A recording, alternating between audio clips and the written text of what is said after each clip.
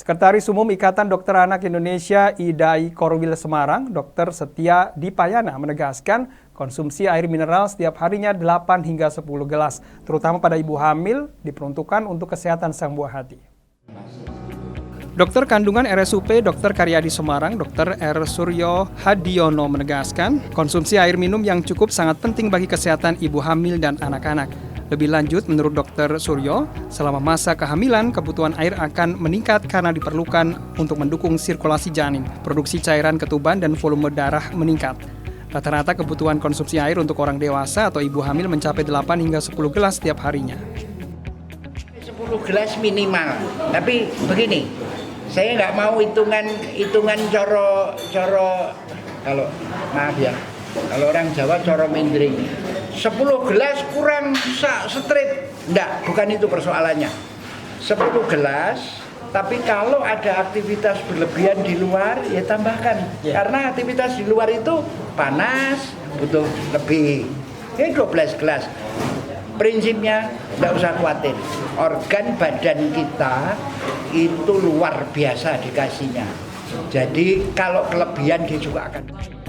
Sementara dokter spesialis anak yang juga Sekretaris Umum Ikatan Dokter Anak Indonesia IDAI Korwil Semarang, Dr. Setia Dipayana menegaskan anak-anak juga butuh air minum yang cukup untuk mendukung kesehatan tubuhnya. Cairan ini diperlukan untuk berbagai fungsi tumbuh anak, antara lain metabolisme, fungsi pencernaan, fungsi sel, pengaturan suhu, pengaturan komposisi elektrolit, dan lain-lain. Dia mengungkapkan kekurangan cairan tubuh pada anak bisa menyebabkan dehidrasi yang bervariasi dari yang ringan hingga berat. Yang saya sampaikan, kalau kita mau saklek itu sesuai ada hitungannya 1500 cc per 10 kg pertama dan lain-lain. Tapi prinsipnya adalah evaluasi kebutuhan cairan itu simpel pada anak. Lihat berapa kali anak ini kencing dalam waktu 12 jam sampai 24 jam. Kalau anak ini kencingnya mulai jarang, ibu-ibu zaman sekarang tuh udah pinter.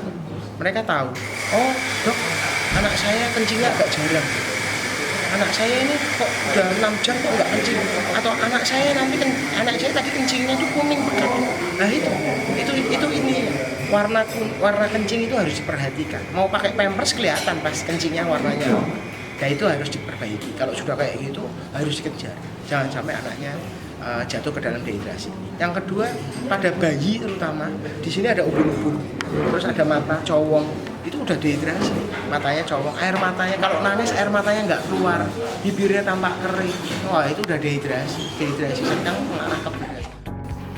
Dr. Setia Dipayana menjelaskan mengenai isu bahwa minum air kemasan galon guna ulang berbahaya. Dirinya menyebut selama praktik 7 tahun belum pernah menangani kasus pasien yang ditanganinya sakit karena minum air galon guna ulang. Vita Semarang, TA TV.